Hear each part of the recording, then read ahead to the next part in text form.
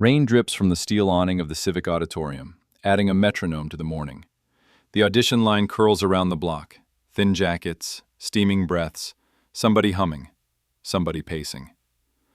I'm crouched near the service entrance with a camera bag and a spiral notebook, the kind you can buy for 99 cents. I'm here as a reporter, but no one has to know that yet. I blend better when I watch first and ask later. On the glass doors, a flat screen cycles through bright promos in a loop. Smiling judges, a host with a gold microphone, and a tagline glowing at the bottom like a dare people came here to meet. Like and subscribe for more stories that challenge prejudice and celebrate courage. It's the show's digital team trying to turn the line into content. A girl steps away from the queue and shoulders past a velvet rope. She's soaked. The hoodie she wears is deep blue when dry, but right now it's basically black. She's carrying a plastic grocery bag with the color rubbed off the logo. Her shoes are canvas, thin. She looks 14 at first glance and older when she lifts her chin. Security steps in. Credentials? The guard asks, flat. She holds up a number sticker. It's damp and peeling off her palm. That's non-registered, the guard says. You can't come in through this door. If I sing well, will you give me a plate of food? She asks. Her voice stands still in the clatter of equipment being wheeled and a PA's headset crackling. A few heads turn. The words are disarmingly practical, like she's asking for change for a bus, but with a melody tucked somewhere behind them. The guard, stocky, late 30s, gray hoodie under his jacket, hesitates. It's not the question he is trained to handle. He takes in her face. He takes in the wet. He looks at the laminated sheet on the wall. No unauthorized access. I can't make deals like that, he says softly. There's a cafeteria, but it's staff only. Then let me sing backstage. I'll be quick. She's not begging. She sets the grocery bag down like she is setting down a claim. I raise the camera only to shoulder height. My lens is capped. There's a difference between recording what the public should see and exploiting somebody's survival moment. My first instinct is to watch, document with my mind, and then ask permission. That's training and a bit of stubborn ethics. A line producer pops through the door, clipboard, platform sneakers, the pace of someone who counts minutes as currency. What's this? She asks the guard without asking the girl. She wants to sing, the guard says she's hungry. We're all hungry, the producer replies, half joking to ease her own discomfort. She turns to the girl. Auditions are down that way, registration tent. We can't do walk-ins backstage. I already tried, the girl says. They said I need parental consent. I don't have that. I'm 17. She says it like it's a sentence she has said too many times to too many doors. I can't help that, the producer says, all procedure. Then, as if catching herself, what's your name? Zuri, she says, like it means good. The producer blows out a breath and checks her clipboard. We'll be taping in 40. We have union rules, insurance, okay? It's not personal. She starts to turn, then turns back. There's a shelter 3 blocks over. The church kitchen serves at noon. It's 9:30, Zuri says, looking at the hawker next to me, rolling a cart of cinnamon pretzels into the service corridor. The smell of butter and sugar is dizzying. I only asked for a plate, not charity. A judge walks down the corridor, skin gleaming under soft makeup, hair awash and stage lights bouncing off everything. I recognize her as Maya Quinn, the former R&B singer who rebranded as activist judge last season. She's not supposed to be here in the back, not without an entourage, but she moves alone, a tall tumbler in her hand. Maybe she's avoiding something upstairs. Maybe she likes the backstage air better, more honest. What's happening? Maya asks. Nothing, the producer answers too quick. We're getting talent in. We're on time. That's so? Maya says. She has the voice of someone who remembers a different line, a different city, a father's horn, church pads, the smell of damp wood benches. Zuri looks directly at Maya. If I sing well, will you give me a plate of food? She repeats softly. Maya's mouth opens and then closes. She looks to the producer, then to the guard, then to me by accident. Our eyes meet. I shrug, the tiniest lift of shoulders. This is outside of policy and inside of each person's control. Maya places her tumbler on a road case. What's your name? Zuri. Zuri, Maya repeats, tucking it into memory. Look, I can't ethically set you up for an audition without paperwork. The show has rules. I also can't. She pauses and breathes. Security, could you check if the cafeteria has, I don't know, something? She's a minor. The guard glances at the producer. The producer glances at her clipboard as if it could answer moral questions. Staff only, she says, then softer like the human inside. I could get in trouble, Maya. There is a silence that feels like a hallway where the doors watch. Comp, Maya says to the producer. We comp people all the time. Sponsors bring guests. We comp them food, don't we? That's different, and you know it, the producer says. They sign releases. Liability is not... Look, she's hungry, the guard says. Are we really debating the optics? His name tag reads Ben, and later he will tell me he used to count his coins at this same corner to buy a bowl of congee from the night truck. Hold up, I say, taking a step forward, letting my voice exist. I'm press. I show my badge from the channel I freelance for, my name printed in the middle, Layla Ortiz. Off the record unless you say otherwise. I'm already here to cover the show's community outreach initiative. I can sponsor a plate. If the cafeteria needs an account, put it under my name. Are you serious? The producer asks, surprised like she didn't know humans could do that and also cover a story. Yes, I say. I've eaten last week because a source who couldn't talk on record insisted on feeding me first. There are obligations in the world that don't require forms. Maya nods once at me and once at Ben. Find Ruth, she says to him. She runs the kitchen. Ben looks like someone eased a knot in his chest. He disappears down the hallway. Zuri picks up her bag. She sways. She hasn't eaten. She leans against the wall, the cold of it making her shiver more visibly. The producer taps her pen against her clipboard and stares at the schedule like she could subclassify empathy as a 15-minute item.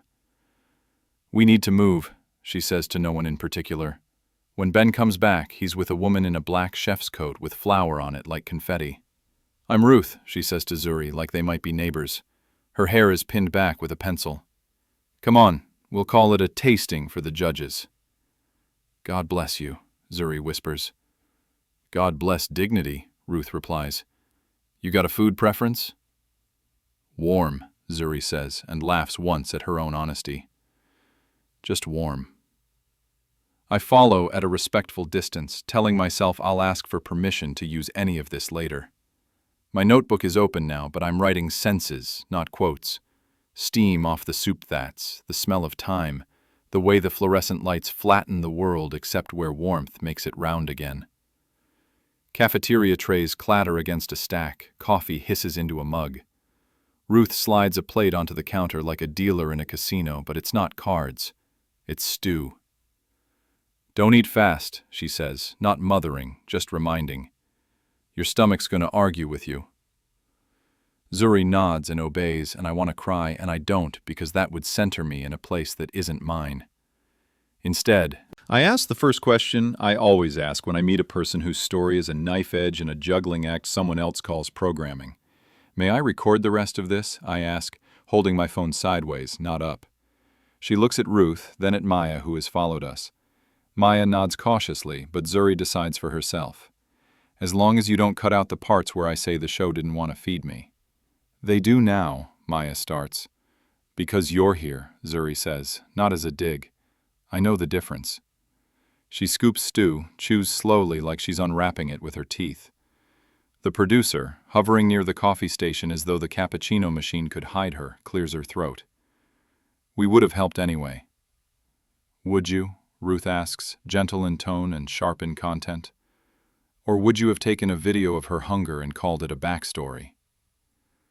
No one answers that because the truth in the room is a table you can sit at or pretend isn't there.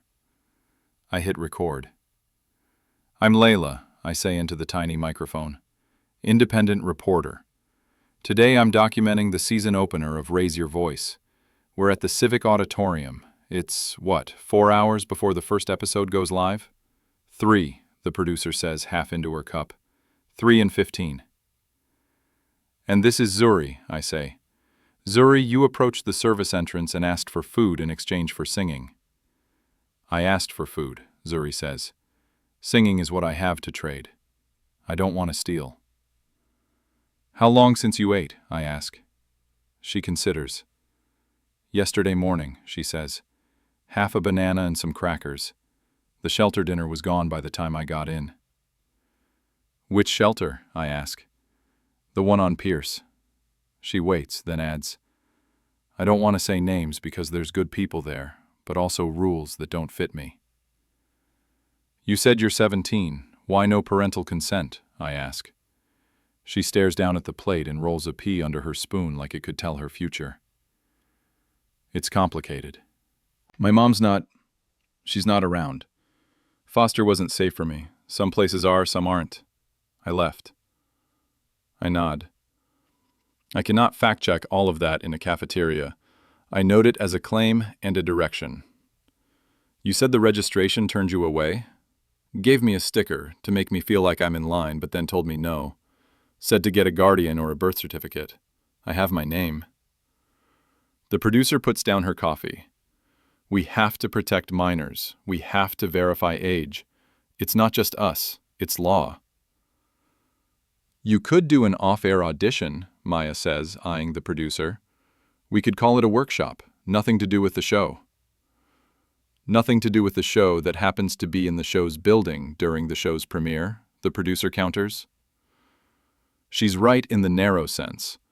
There are insurance binders for things like this and lawyers who look like headaches. Zuri finishes slowly, as instructed, leaving haunting evidence of a hunger managed. A line of sauce on the edge of the plate. A cup scraped so clean you could see the pattern. Can I sing now? Zuri asks Ruth, as if the kitchen had a stage. You can sing always, Ruth says, then glances at Maya.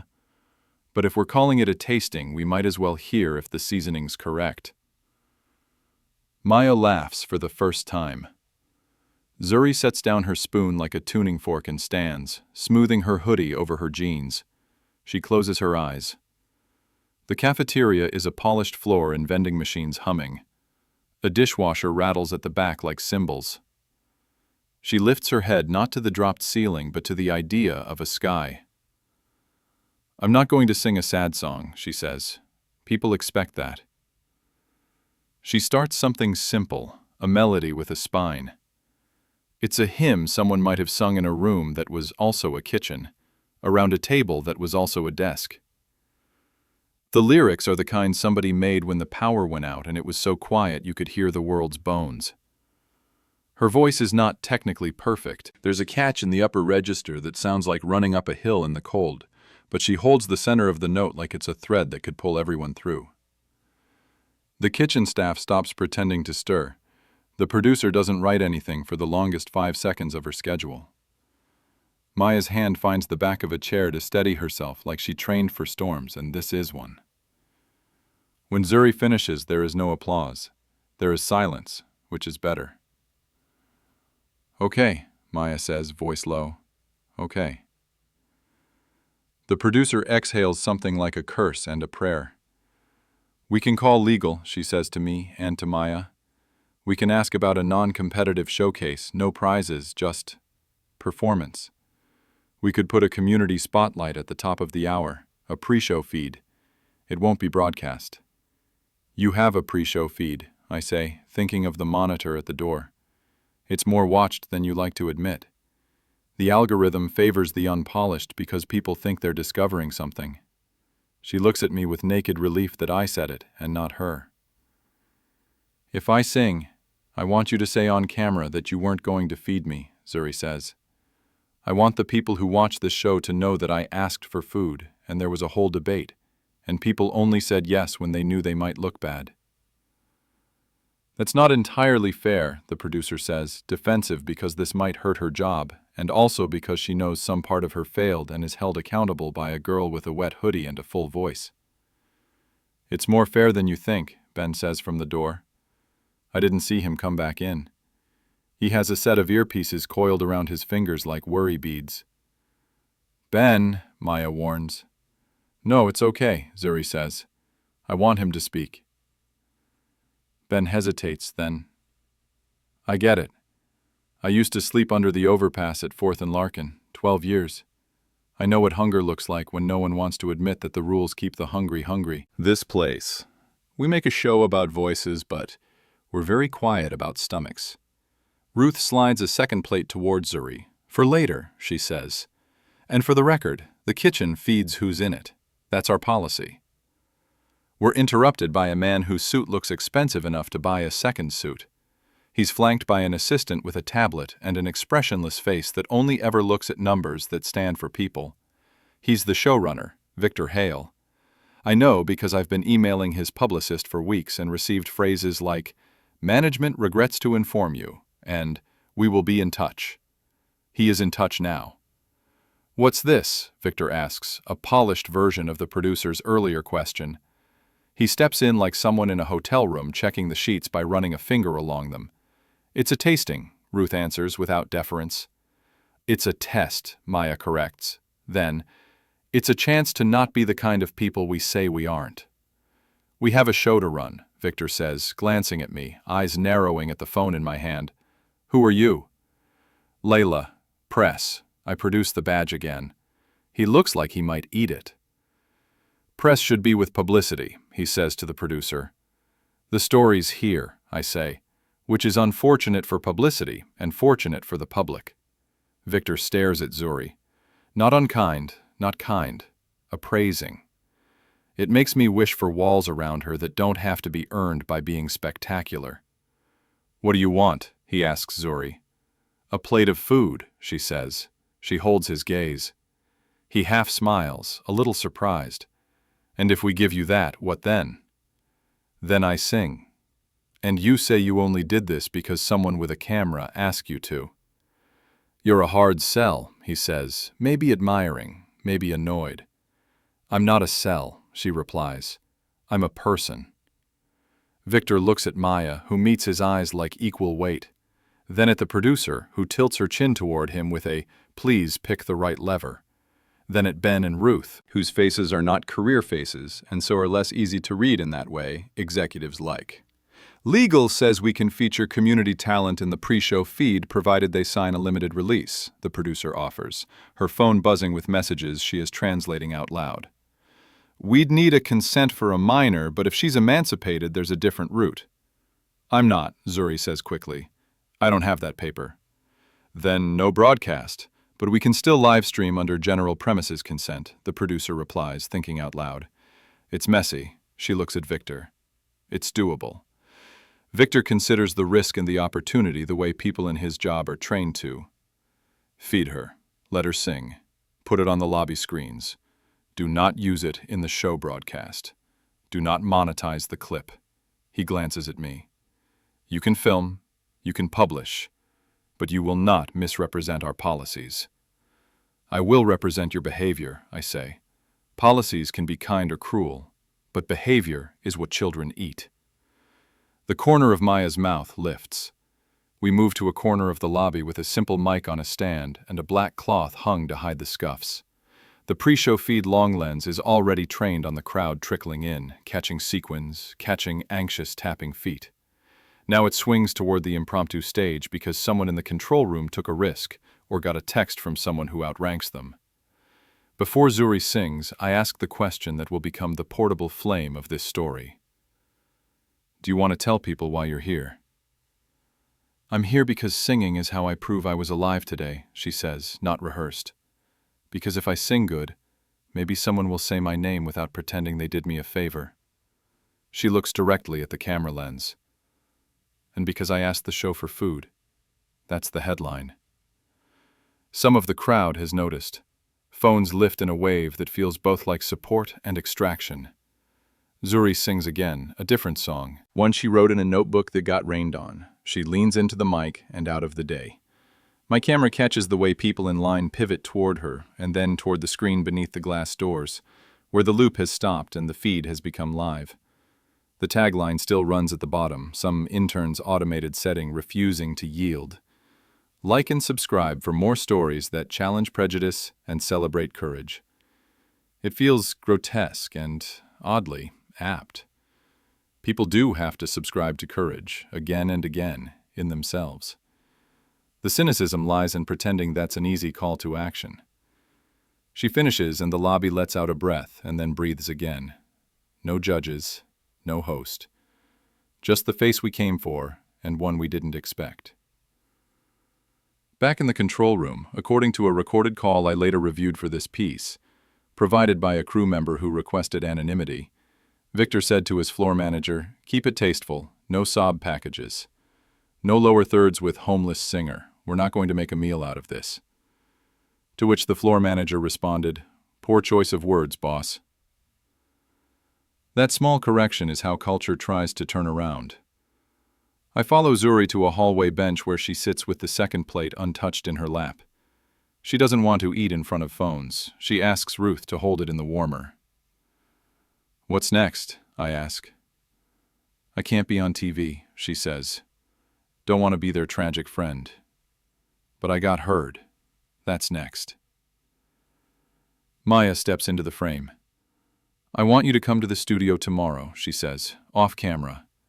I host a vocal clinic on Tuesdays for teens who don't have access." "I don't have bus money," Zuri admits. "I've got a transit card," Ben says. He holds it out awkwardly like he's offering a ring. "I get a new stipend every month. I don't always use it." Zuri takes it and thanks him with a nod like she understands gifts sometimes carry the giver's history. I ask Zuri for her last name. She pauses. "On camera or not?" "Off," I say. "I need to fact check. I won't publish anything that leads people to your door without you saying yes," she tells me. "I won't type it here because she might change her mind tomorrow." That's another ethic. You don't owe your whole life for a plate. The pre-show feed ends. The main show begins with lights that can blind you to consequences and applause that could be a storm in a tin roof. I watch from the back row, pencil in hand, phone on airplane mode. When we treat events like metastasized trends, we forget the parts that matter. The first thing someone asked. The first person who said yes. The way everyone else adjusted their roles to create a path while pretending there was always a road. Between acts, I step into the corridor to call a contact at the Department of Youth Services. According to a report last year, 38% of homeless youth in this city lack access to valid identification, which directly blocks them from services, schooling, and legal participation in events that require age verification. A policy brief on my laptop notes that a pilot program exists to provide municipal ID with sworn declarations from counselors or teachers, but the application requires an address. You understand the loop. I text a public defender I know. If a minor labeled as runaway walks into a production, what's the producer's liability? She replies, "Depends on whether they provide any compensation. Food could count. But if they document charitable intent and connect the minor with services, risk is low. Human decency counts, even in law." There is the faintest light from that phrase. Even in law. In the mezzanine, the sponsor rep frets about brand alignment. I recognize her from a panel about purpose-driven marketing, where she spoke about authenticity with the air of someone who practices quiet vowels in a mirror. Her name is Clara. She waves me over, press magnetism. "What are you going to write?" she asks. "The truth," I say. "Whose truth?" "The kind corroborated by documents and humans," I answer, "because that's the only kind that matters." "Don't paint us as villains," she says, and there it is. "We fund the community clinic you wrote about last month.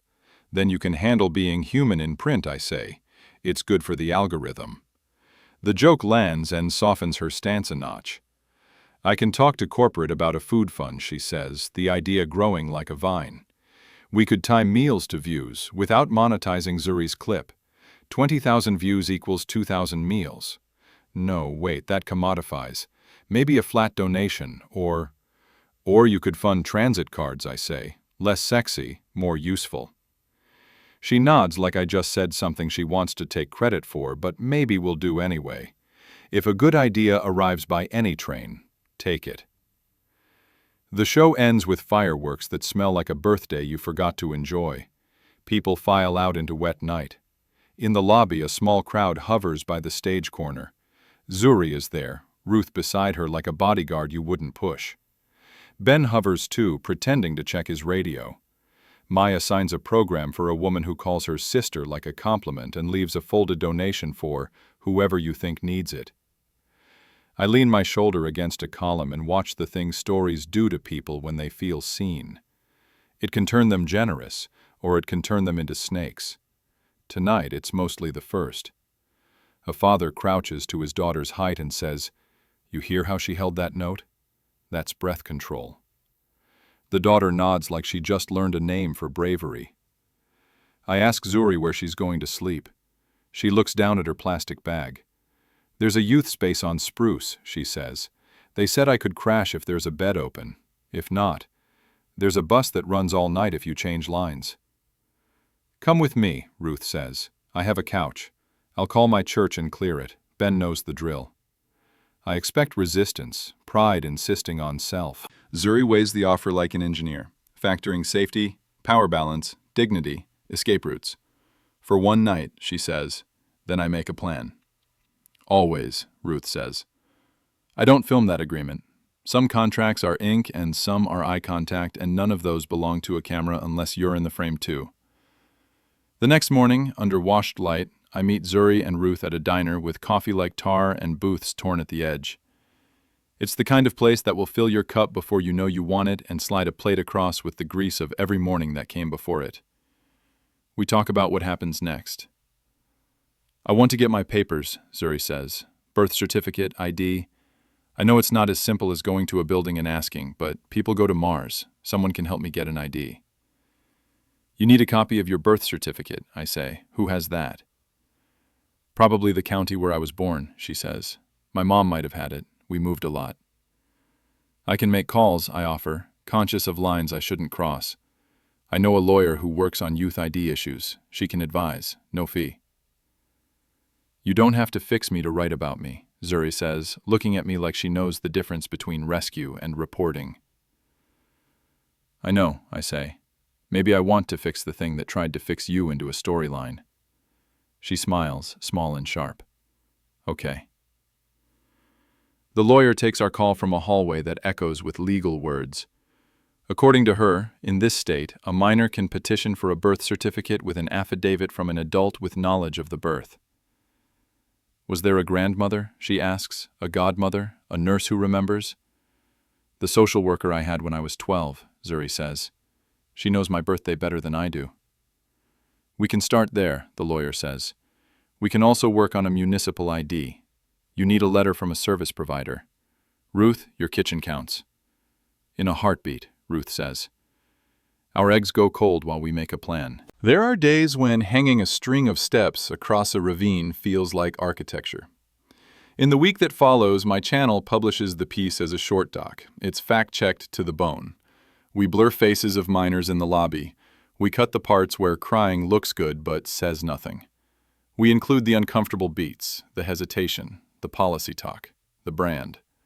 We run the clip of Zuri asking for food twice because hearing it twice breaks the habit of letting it pass as background. I quote Maya on camera. "We're proud when our show changes a life, but sometimes the life changes the show." It's the kind of line that will be in bold on flyers, but in her voice it sounds like a confession. I include the paper trail the anonymous crew member sent, the email string with "no freebies" in the header, the follow-up "exception granted per EP's directive," the line "do not monetize stream." I include the city report on youth ID access. I include the data footnotes and the footpath of human beings that never make it into policy briefs. The ones who get from a couch, to a class, to a bus, to a choir practice, with ingenuity as their only currency.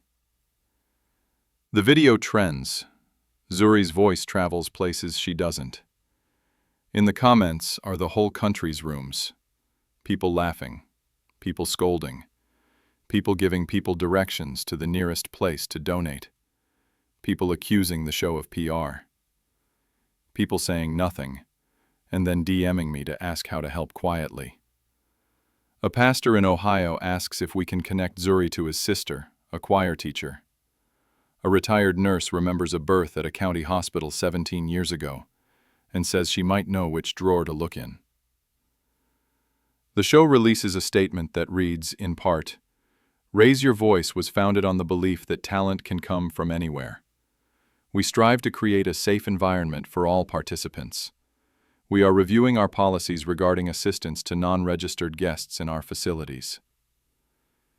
It is careful language. It is also a step. Clara sends me a link to a program they've just funded, a partnership with the Transit Authority to provide bus passes to youth referred by shelters and schools. She adds a line about aligning values with action because that is her language, but there will be bodies on buses because of it. I'm not in charge of the dialect you speak while doing good, if you actually do good. A week later, in a quiet moment at the church kitchen, Ruth puts a municipal ID in Zuri's hand. It's got a photo where Zuri looks like she's about to laugh but hasn't decided if it's safe yet.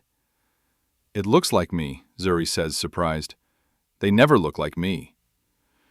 "Get used to the idea," Ruth says. "You look like you."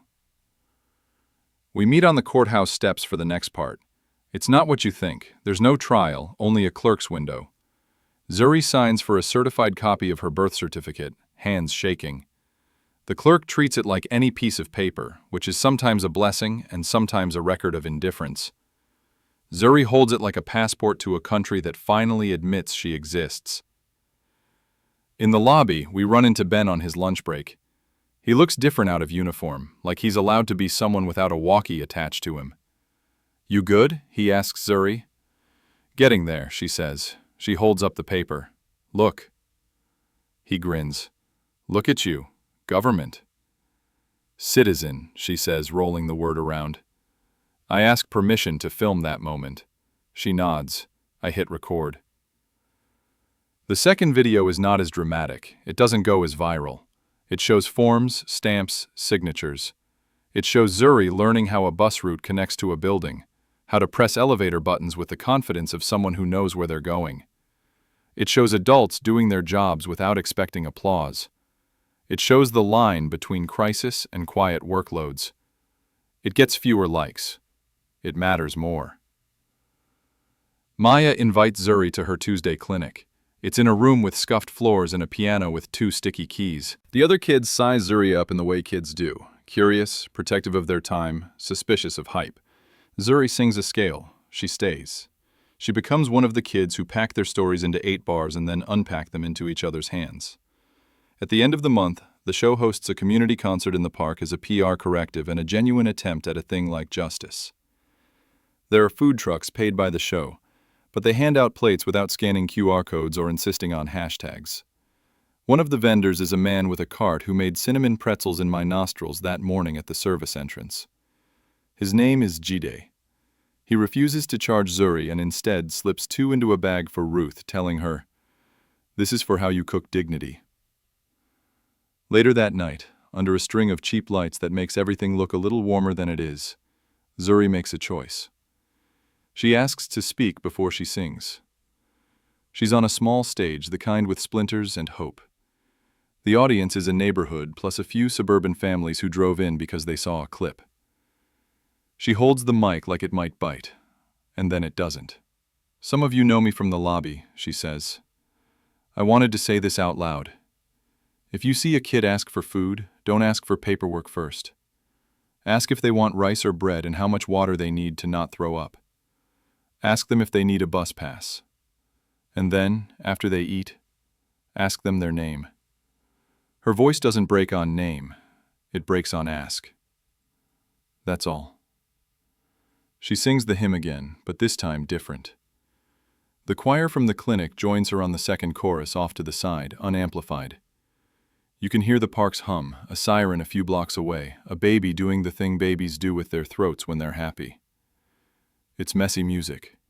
It's the point. In the days that follow, the City Council shelves a bill that would have criminalized food distribution without a permit in public areas near large events. A bill that was, according to an internal memo I obtained, drafted to keep lobbies clear and maintain the premium guest experience. The memo reads differently after a girl's voice scored through it like a needle. The show changes a rule. Non-registered guests who are minors and present in areas of filming must be offered water and 1 meal per day. Staff is authorized to use their discretion. It's not structural revolution. It is a set of words on a wall that someone could point to when a producer forgets what a mouth is for. I sit with Victor on a bench outside the soundstage a month later for a follow-up interview.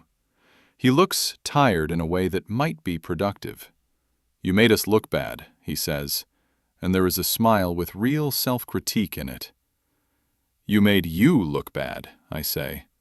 "Fair," he says. "You also made us better. I hired a social worker to consult on show days. Staff seems less brinked."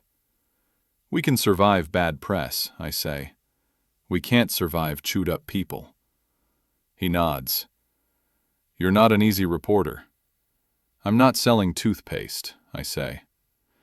We part with a handshake that is not a truce and is not war. It's a recognition of roles. His is to run a machine. Mine is to make sure the machine remembers it's full of humans. In a grocery store aisle where Ruth buys bulk rice, a woman recognizes her and says thank you, and Ruth says, "You're welcome," like she's been thanked all her life. In a subway car, Ben watches a kid dozing upright and doesn't wake him because safety sometimes means letting someone sleep on a moving bench. In a clinic office, Maya corrects a boy's breath pattern and then asks him to write down 3 reasons to show up next week. Clarity matters as much as technique. Zuri texts me one night, "Can you help me write a message for the school I dropped out of?"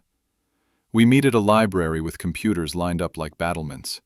She types with the hesitance of someone used to paper. We draft an email that reads like a letter. "I want to come back. I'm 17. I have ID now. I'm hungry for credits and choir." The principal replies in an hour with more warmth than bureaucracy usually permits. She says, "We have an office called Welcome Back. They will call you. Thank you for trusting us. Thank you for reminding me why I do this." On a Tuesday afternoon in winter, I film Zuri walking through a set of double doors into a high school hallway. Lockers line both sides like mouths closed. She breathes. She laughs. She disappears into a room where a choir is singing a warm-up on the syllable ma, which always sounds like an argument between vowels. A week later, I sit at the edge of a gym where the acoustics are terrible because the budget always runs out before the music teacher gets to say, "Please think about sound panels." Zuri sings a solo. The audience is parents with phones, siblings buried in hoodies, teachers who cry in secret because they're not supposed to do that in front of kids. When she finishes, she doesn't bow like a star. She nods like a peer. Afterward, in the hall, she says to me, "You can say my last name if you want now." I consider it, the risk, the spotlight. "Not yet," I say. "Let them know you for your music before they know you for your coverage." She thinks about it and laughs. "You just said to like and subscribe to Patience." "Yeah," I say. "That's my algorithm." As I write this final sequence, the city has added 2 staff at the ID office on Wednesdays and extended hours at the youth clinic on Tuesdays. The show has stopped using sob story as a category on their production whiteboard. People still get hungry. People still line up at doors that weren't built with them in mind. But there are more hands on the latches. We end where we began. A lobby, a camera, a voice. The screen on the glass doors shows a tile of community clips, kids rapping about midterms, a grandmother doing a 2-step at a block party, a guitarist on a stoop with a milk crate for a chair. At the bottom, the line runs again because someone forgot to update the default, or because sometimes a message winds up being truer than the place it came from. Like and subscribe for more stories that challenge prejudice and celebrate courage. Zuri steps into frame next to me, taller than the first day because her back is. She looks into my lens and then beyond it. "Do you want a quote to end your video?" she asks. "Yes," I say. Okay, she says, say this. The shortest distance between hunger and a song is a person who says yes in the hallway. She pauses, considers the weight of the words, and tell them I asked for a plate and what I got was the recipe. We stand there a second, then we walk toward the door, which opens because we approached, which is not how it always works but is how it should. Her laughter is the last sound. That's the thing about stories. The part you choose to end on decides who you become.